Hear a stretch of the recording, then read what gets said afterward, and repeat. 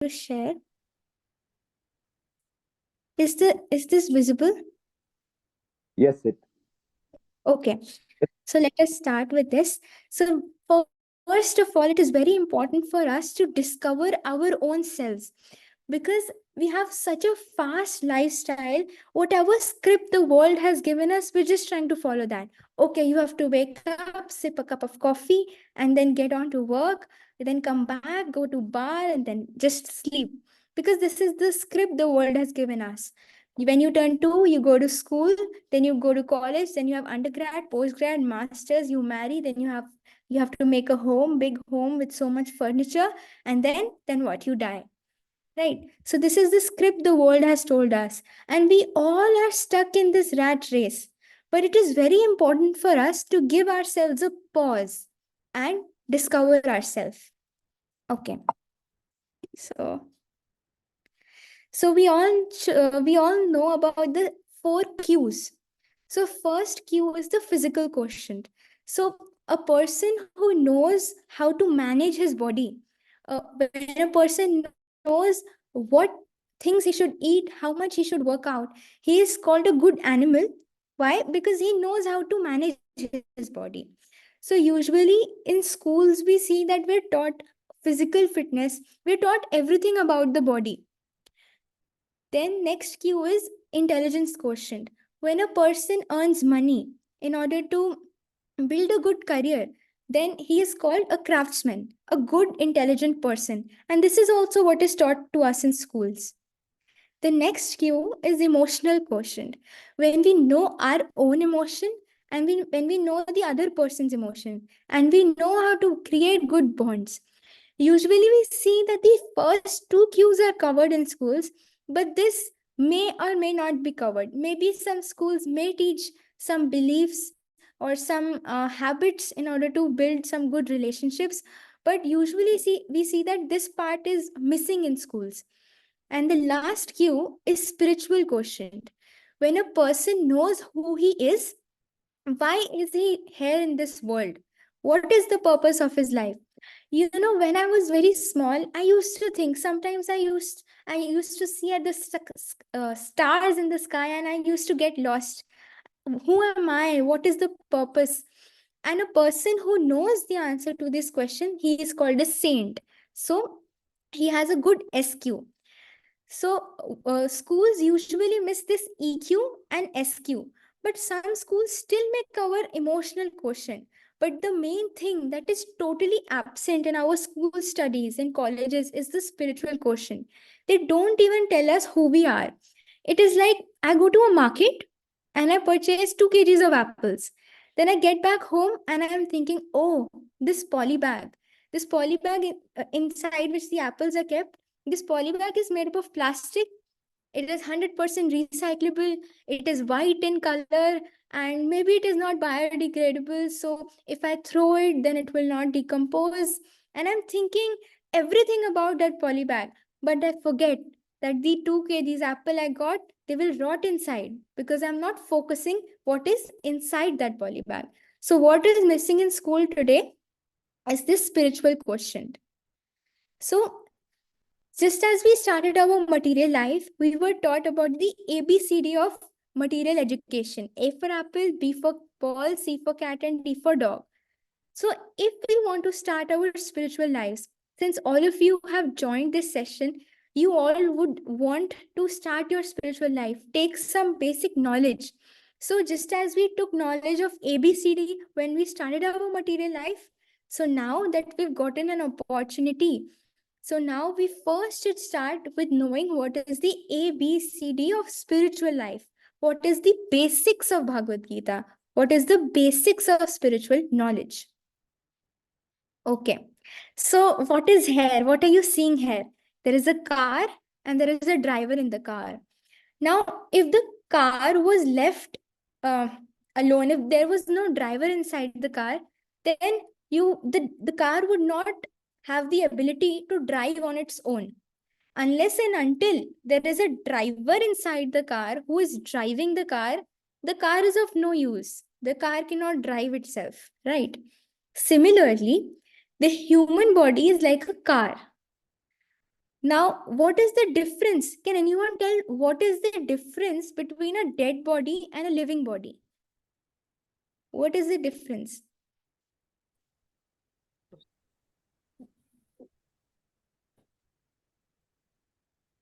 If a person is dead, the person is there, dead, lying in front of you. And if a person is speaking, then also he's the same person who is lying dead and a person who is speaking. Then what is the difference between them two? The dead person doesn't have a spirit, and the alive person has a spirit. And it's just a Yes, subtle body for the dead person. yes. So, what makes a person alive and dead is the spirit inside it. So, that spirit is like a driver who is actually driving our body. And if the driver is not there, then we say, oh, this body is dead, of no use. But when the driver is inside, when the spirit is inside, then the spirit is able to drive that body, right? So when a person is dead, we say what? We say she has left. But who has left? Who is that she inside their body who has left? So that is the spirit soul. Okay, now some people say that our body is just made up of a bag of chemicals. Now, maybe this concept would have even come in the basics of Bhagavad Gita, that if we take all the chemicals, put them in a bag, and if we sell that bag, how many dollars would you get for a bag of chemicals? How many dollars? $20, $30? How many dollars? Maximum, right? Now, if, for example, your friend, if he was made up of just a bag of dollars, could you sell him? Could you sell him and earn a few dollars? Because he is also just a bag of chemicals. So you sell him and get a few dollars. No. Why don't you sell him? Because you have some attachments. And you're not attached to the bag of chemicals, but you're attached to the spirit inside it. Now the person is eating with you, the person is sleeping with you. It is not a bag of chemicals who is eating or sleeping, but it is the spirit who is eating and sleeping. And when the spirit leaves the body, then we say that that body is dead. And we see that these chemicals, they do not exhibit any emotions. But when a human person is there, then the soul, because the soul is inside the body, then he has the ability to exhibit emotions. For example, while hammering a nail in wood, you can hammer a nail. But if by mistake you hammer your finger, then there is some chemical transmissions that is sent to your brain, and then you shout, ah, it is hurting.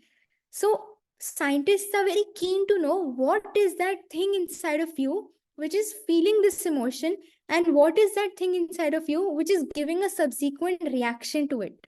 Because you're hammering a nail, that is not experiencing any emotions. But because you've hammered your finger by mistake, that is giving reaction because it is alive.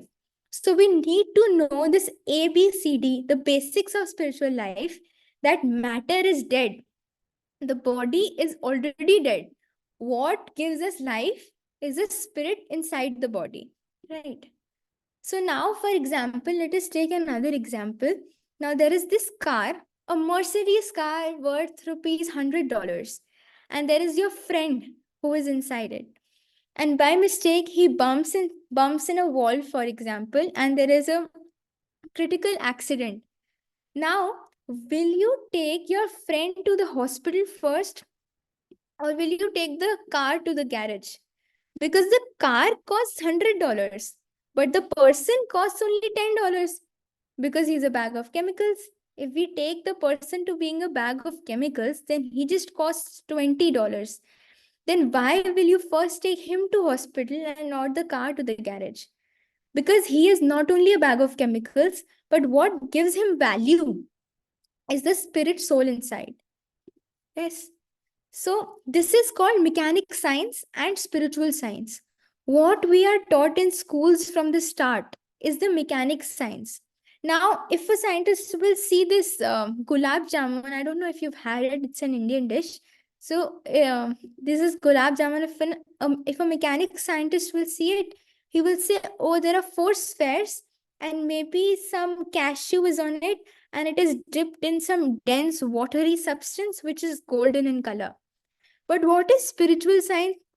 This is not how we explain a gulab jamun. You eat it first, then you will know the real experience of a gulab jamun, how tasty it is. So, unless and until you have the experience of hearing, feeling, seeing, tasting, and smelling, that is spiritual science. But if you try to define it, oh, this is fair, oh, some sound vibration is coming, then you try to define the density and the sound vibrations, or the, what do we say, I don't know exactly, some they make some graphs of sound variations. And then when there is some sense of smell, then they'll try to define, oh, this is some beautiful flower of blue color emanating some kind of smell. But unless and until you have the experience of it, you cannot you cannot have the real experience of the spirit, because it's the spirit who is experiencing the hearing, feeling, seeing, tasting, and smelling. Because and this is the only difference between mechanic science and spiritual science. Now I'll ask you one very small question. That hand, whose hand it is? Whose hand it is? You'll say that, yes, Sahir. It's part of the subtle body.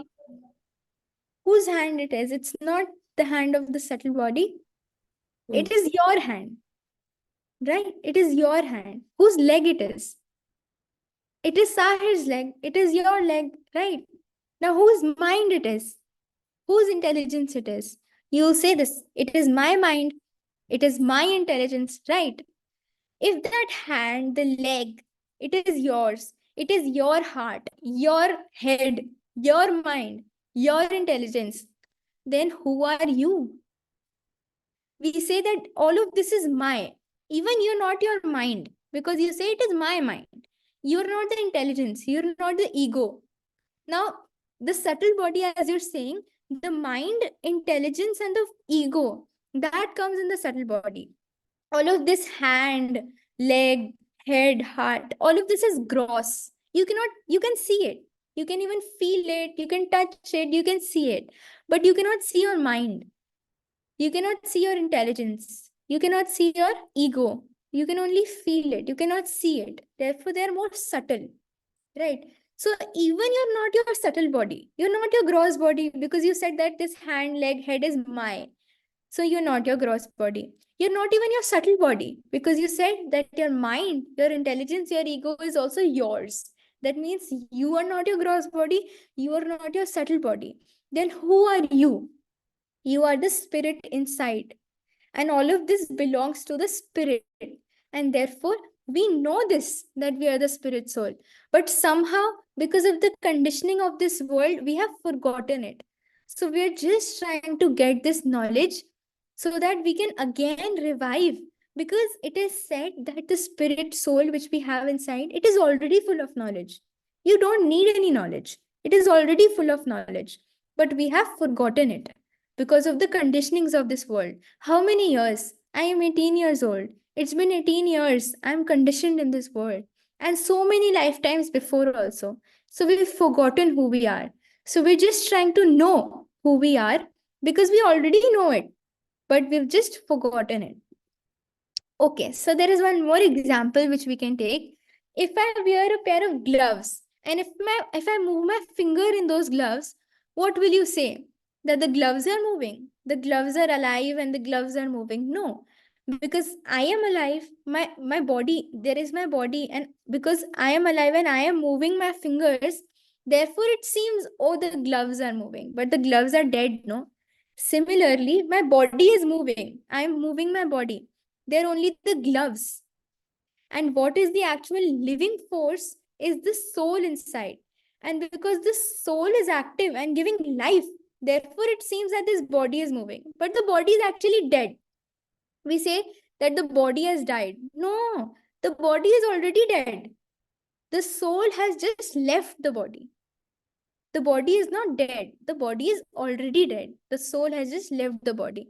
So when I'm moving my hands, when I'm moving my legs, this body is already dead. But because they are the gloves and because my soul is active, so it seems okay that the body is also moving, but it is already dead. So matter is dead and the soul is conscious. Therefore, soul is greater than matter. And any amount of rupees, any amount of dollars, they cannot equate the soul. They cannot equate the soul. So, okay. So, initially, when Bhagavad Gita started, you know what Arjun said to Krishna? Oh, Krishna, my bow and arrow is slipping out of my hand. My forehead, it is all sweat, sweat. And he was just crying and he sat down like this. My Lord, I cannot do anything. Right? My throat, it is quenching out of thirst. What? And he said that I cannot fight. See, my father is there in front of me. See, my grandfather is there in front of me. My teacher is there in front of me. My brothers are there in front of me. How can I kill my Lord? I want to become a saint, go in the jungle, but I cannot fight. Then Krishna whispered something in Arjun's ear for just 45 minutes. It was just a 45-minute class, and Krishna whispered something in Arjun's ear. And then what did Arjun say? Karishye vachanam tava. Whatever you say, I will do. He just took out his bow and arrow and he fiercely fought and emerged victorious. He was successful in his life. So maybe with me at least, I do undergo situations in which I am so morose, so sad, full of anxiety and tension. My Lord, I don't know what to do ahead. So in this situation, at least we don't have a situation like Arjun, in which there is a so great army in front of us ready to just shoot us. And our father is there, and our brothers are there, our teacher, our guru is there in front of us, and we have to kill them. We're not in such a situation. But at least that knowledge which Krishna gave to Arjun, and this picture turned to this picture, then our lives also, any anxiety, any sorrow, any depression we have, then we should have this faith that by hearing that knowledge, our life can also turn from this to this. We can also be victorious and successful in our lives. Okay, so it is said in the Bhagavad Gita actually that Krishna is Gopal, right? Krishna is a cowherd boy. Do we know? Krishna is a cowherd boy. He milks cows. So in this analogy, all the scriptures, there are many scriptures. All the scriptures, if we take them to being cow, and Krishna is the milker of that cow, right? And tell me, if does the cow's milk belong to the calf?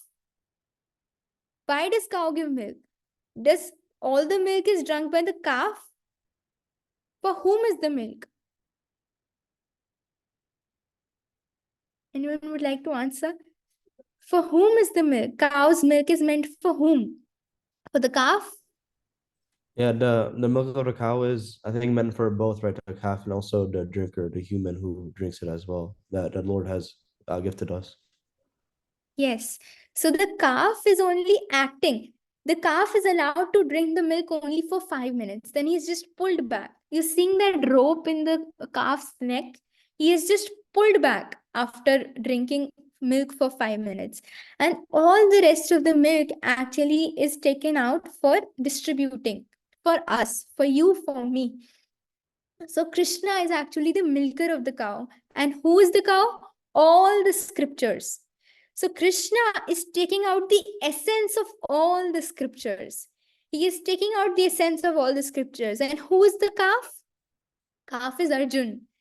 So actually, Arjun was only acting. This knowledge is not for Arjun. Arjun is already a self-realized devotee of Lord. This knowledge is not for Arjun. He was only acting. But Krishna is actually taking out the essence of all the scriptures to give that milk to all of us. And what is that milk? That milk is Bhagavad Gita.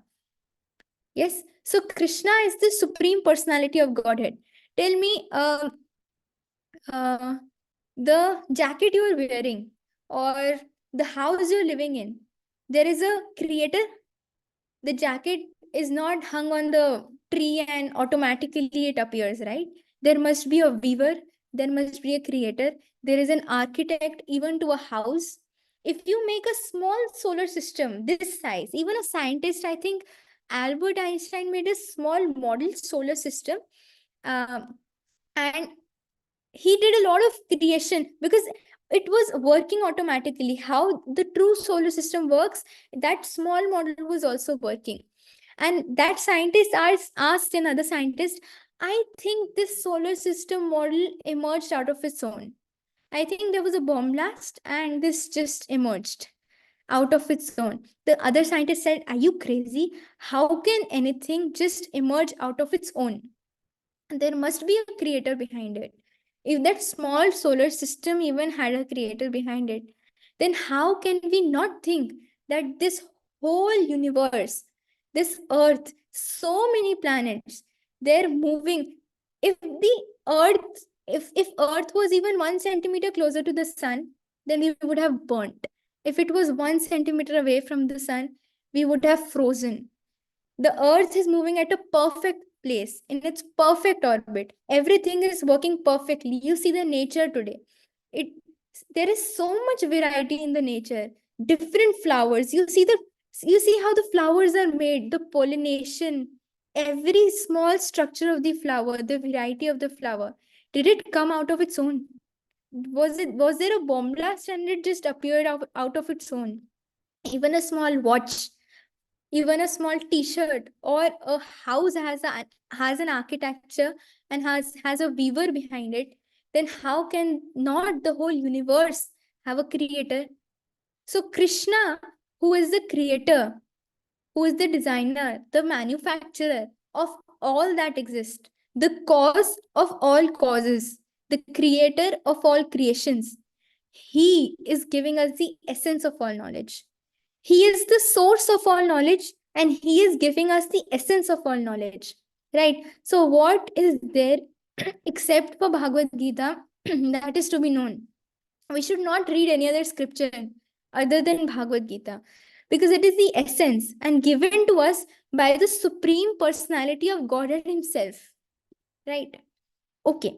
So I think I gave this example before also, the video which you actually heard in Palm Springs, Vinod Prabhuji's home.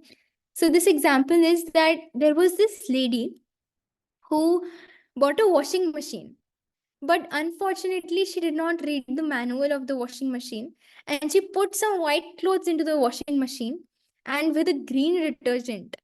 And then when the clothes were washed, she saw, oh my God, all her clothes were stained.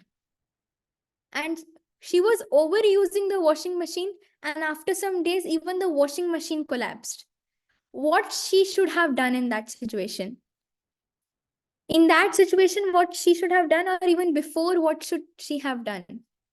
She should have read the manual before using the washing machine, because this is utter stupidity if she is using the washing machine or overusing the washing machine without even knowing how to use it. Similarly, we are given this human body. Have we read the manual how to use this human body? Anyone? Have we read the manual how to use this human body? When we become old, when our teeth come out, when we wear spectacles with our white hair, when our knees are aching and when our back is bent, then we see, oh, now let me just open this Gita. There is something in it. Okay, now let me flip some pages. We don't have any energy left in our brain. We are keen in seeing some sports and hearing some political gossips. But we see, okay, now let me open this Gita. Now the washing machine, that means the human life is completely ended. And now we are opening. Right? So this is also utter stupidity.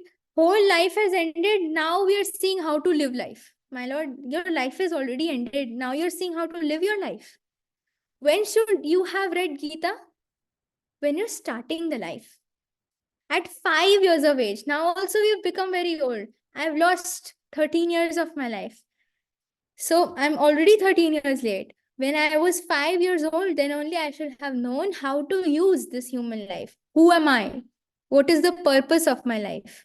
Yes. So, Bhagavad Gita is actually the guide manual of mankind. Unless and until we know how to live this life, why to live this life, why are we given this life, what will we do of this life, right? So now there is a very fascinating example which I heard in my first class by Vinod Prabhuji. So I'll also tell that example to you if it sticks to you, maybe. So there is this train with a lot of passengers in it. And there is this ticket collector girl who is going around asking everyone where they want to get down out of the train. Where is their destination? So they asked this little girl. This little girl said, "Oh, wherever my mother takes me, I'll go there. I'll get down there." The mother said, "Oh, wherever this person is going, I'll go there. I'll get down there." That person said, "Wherever the other person is going, I'll get down there." But no one knew where they want to get down. No one knew where the train is going, where they want to get down. Are we living a similar life? We are living, oh, because my friend is doing the masters. No, that is why I'm doing masters. Acha, what are you doing? I am going to school every day now because he is going, that's why. What is the purpose of your life? The purpose of my life, though I don't know what is the purpose. Who are you? Oh, that is also I don't know. However, the world has given us whichever script they have given us, we are living according to that script. Just as we discussed in the beginning, whatever script they've given us. Okay, 2, you get admission in the school, college, undergrad, postgrad, masters, marriage, children, house, death. So whatever script the world has given, we are trying to run according to this, right? Whatever that person is doing, I am doing that. But no one knows where their destination is. No one knows where the journey of their life, where that train is heading to. Yes. So now let us take one very fascinating example, 4 examples. So usually we see every person, they're engaged in 4 things: eating, sleeping, mating, and defending, right? So let us take an example of a pygmy shrew who is expert in eating. Every day it eats 3 times its own weight. Can you eat 3 times your own weight? My God, I cannot eat. I cannot even half times my own weight. Half is also a lot for me. Right? So every day it eats 3 times its own weight. To do so, it needs to constantly eat and it never sleeps for more than a few minutes. And even an hour without food would mean certain death. Can you have a better eating than this pygmy shrew? I think no one can eat 3 times their own weight without sleeping. Even if 1 hour they don't eat and they will die.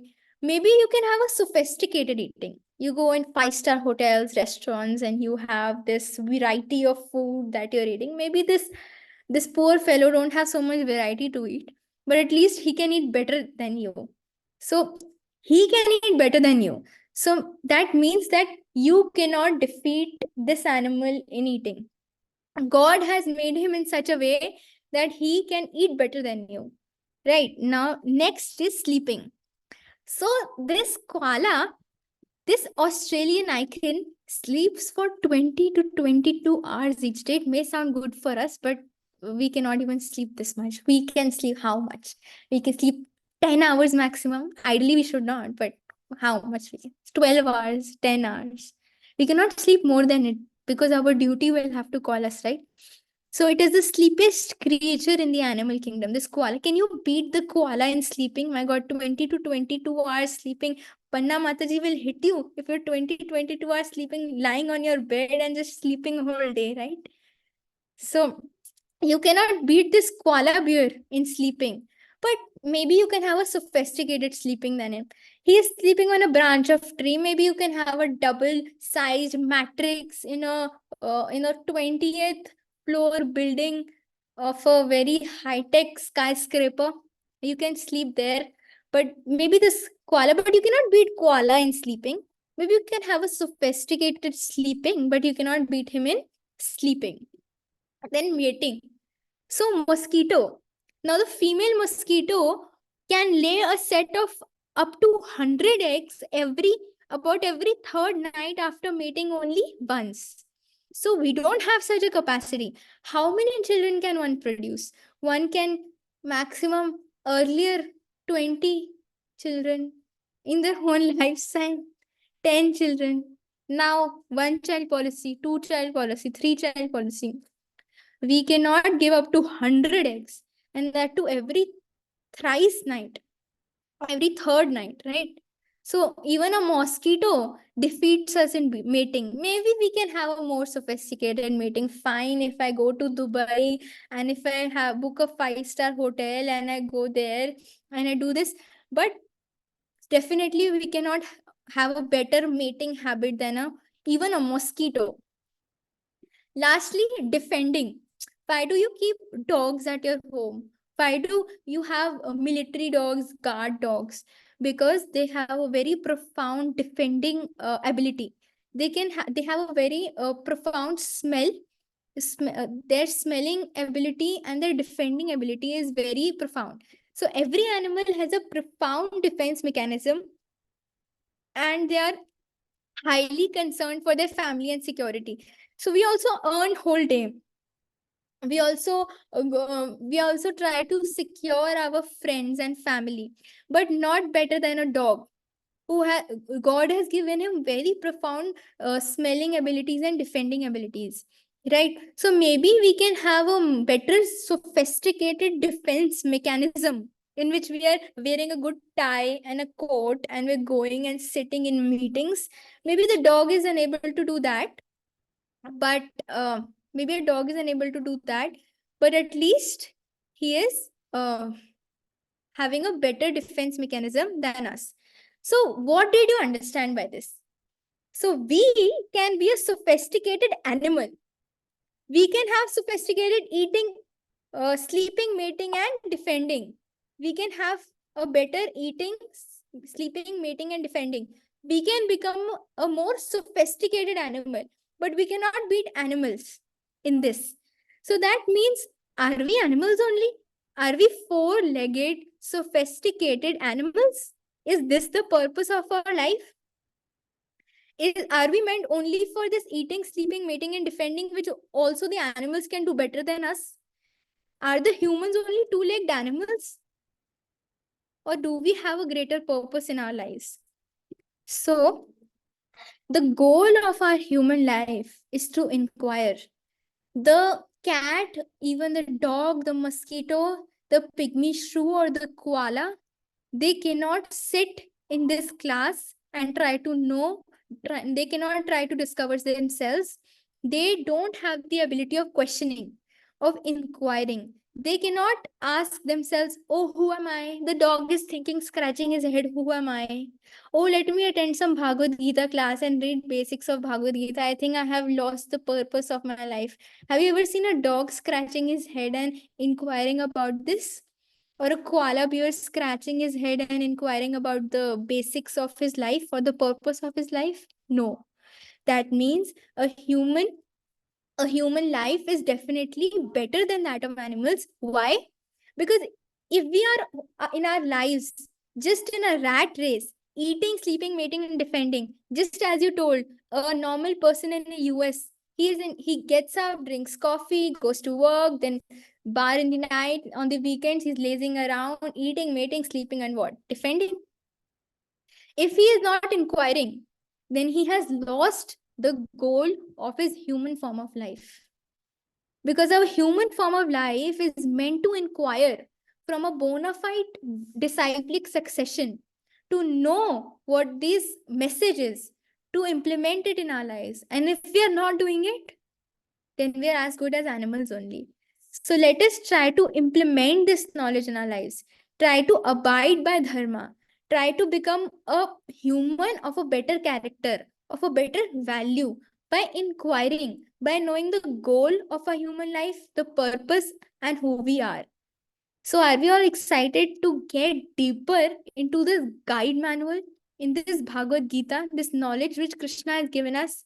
Because unless and until we try to know this, we cannot lead a good life, a life of character, a life of value. So it is very important for us to know what this Bhagavad Gita has and what message does it hold. So I hope from the next weekend onwards, we can dive deeper into this manual and actually inquire and actually fulfill the purpose of this human form of life. So thank you so much. If any one of you has any question, then you can feel free to ask. Devin, do you have any questions, Devin?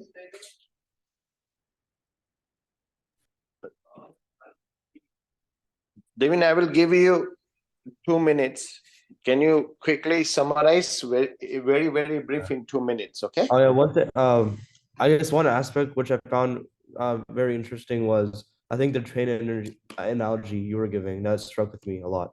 Since what I thought about that when I was considering it was how we should be on the train, we should be, living our life to the fullest potential. We should also know when to get off and when we should reach our final destination. And how even though God has given us like this mission, this high purpose, we should not let it lose the details of our everyday life. We should balance our everyday life with what God has given us.